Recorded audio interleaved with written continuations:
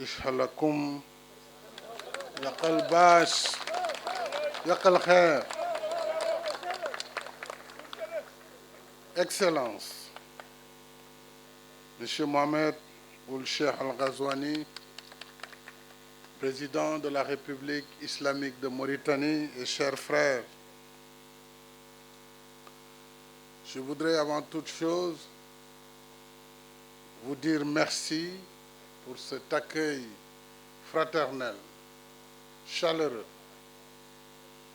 Et si j'ai quitté ce matin Dakar pour Nouakchott avant de venir avec vous directement à Rosso, c'est parce que, Monsieur le Président de la République et chers frères, vous avez porté très haut le niveau de la relation d'amitié, de coopération et de voisinage entre la Mauritanie et le Sénégal. Pays parents, comme j'ai l'habitude de le dire, pays voisins, et je voudrais témoigner à nos deux peuples pour que nul n'en ignore, qu'ils comprennent l'amitié sincère qui nous lie, la complicité, et tout cela, c'est grâce à votre capacité et à votre générosité. Merci beaucoup, et shukran. Messieurs les ministres en charge des infrastructures de la République islamique de Mauritanie et du Sénégal, Mesdames, Messieurs les ministres, M. Solomon Kouainor de la Banque islamique, de la Banque européenne d'investissement, Excellence Madame l'ambassadeur Irène Mangasson, chef de la délégation de l'Union européenne au Sénégal, Excellence Monsieur le vice-président de la Banque africaine de développement, autorités de la Mauritanie, en vos rangs, grades et qualités, je voudrais quand même distinguer le Wali du Trarza, ainsi que le président du conseil régional du Trarza et le maire de Rosso, Mauritanie. Saluer également le maire de Rosso, Sénégal, et monsieur le gouverneur de la région de Saint-Louis. Mesdames et messieurs, distinguées populations de Rosso, je tiens tout d'abord, et je l'ai déjà dit, Monsieur le Président, à vous remercier du fond du cœur pour l'accueil chaleureux et fraternel que nous recevons toujours en cette terre si hospitalière de Mauritanie. Merci, chère population de Rosso, pour votre mobilisation enthousiaste qui en dit long sur la joie qui nous habite tous chaque fois que nous nous retrouvons sur les bords de ce fleuve, havre de paix, de fraternité et d'harmonie socio-culturelle. Avec l'Organisation pour la mise en valeur du fleuve Sénégal et ses nombreuses réalisations depuis 1972, nos anciens ont tracé droit le chemin et balisé la voie à suivre pour bâtir notre destin partagé. Ce faisant, ils avaient mis à notre charge, Monsieur le Président, la responsabilité de poursuivre la marche de l'histoire. En ce jour historique du 30 novembre 2021, nous sommes en effet, Monsieur le Président, dans la continuité de l'histoire. Sur les traces de nos anciens, nous pouvons être fiers d'eux et fiers d'assumer leur héritage en ajoutant une nouvelle pierre à notre édifice commun.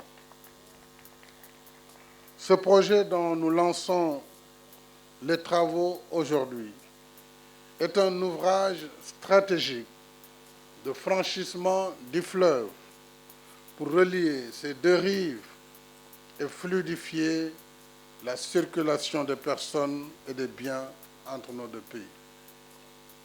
Mais sa vocation va au-delà, et vous l'avez rappelé. Plus qu'un ouvrage de franchissement, le pont de Rosso sera en effet un puissant trait d'union entre l'Afrique du Nord et l'Afrique subsaharienne. Il constitue un maillon essentiel du corridor transcôtier Tanger-Casablanca, Nouakchott-Dakar, se poursuivra sur Abidjan-Lagos et s'ajoute harmonieusement à la chaîne des infrastructures d'intégration africaine. De plus, en facilitant l'interconnexion routière de nos pays, ce pont offre une nouvelle perspective au réseau de transport et aux échanges commerciaux de l'Atlantique à la Méditerranée.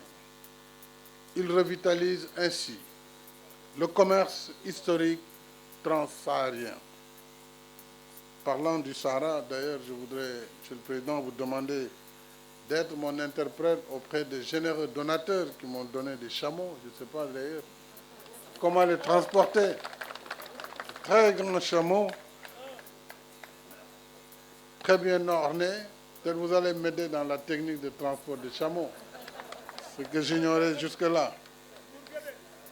C'est donc un projet prioritaire du NEPAD à travers le programme de développement des infrastructures en Afrique que nous traduisons aujourd'hui en actes avec cet ouvrage magnifique qui s'étend sur près de 1,5 km, vous l'avez rappelé. À cela s'ajoutent différentes réalisations toutes aussi importantes pour le développement et le bien-être de nos populations, notamment du côté sénégalais, 65 km de pistes de production, une gare routière, un marché, un poste de santé, une plateforme multifonctionnelle pour les femmes et la réhabilitation de 4 écoles. Le maire de Rosso Sénégal aura de quoi être fier pour son bilan. De toutes ces composantes, le pont de Rosso, financé à hauteur de 88 millions d'euros par nos partenaires, la Banque africaine de développement de l'Union européenne et la Banque européenne d'investissement, je voudrais dire que la BAD, l'UE et la BEI, nous retrouvons encore une fois 3 partenaires traditionnels qui nous accompagnent souvent dans la réalisation de projets stratégiques prioritaires comme celui qui nous réunit ici. Je voudrais donc vous remercier très sincèrement, à mon nom et au nom du président Azouani, donc à vous, Banque africaine de développement, à la Team Europe, pour faire court, et vous dire que nous sommes satisfaits de notre coopération et nous vous engageons à nous accompagner, à toujours nous accompagner dans ces projets d'infrastructures majeurs qui sont les leviers de l'émergence de nos États.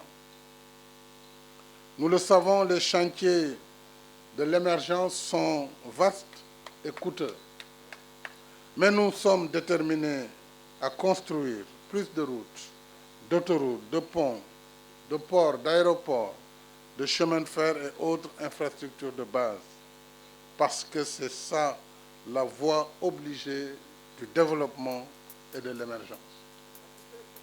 Il est heureux que nos partenaires continuent d'être à nos côtés sur ces chantiers de l'émergence. Merci encore une fois.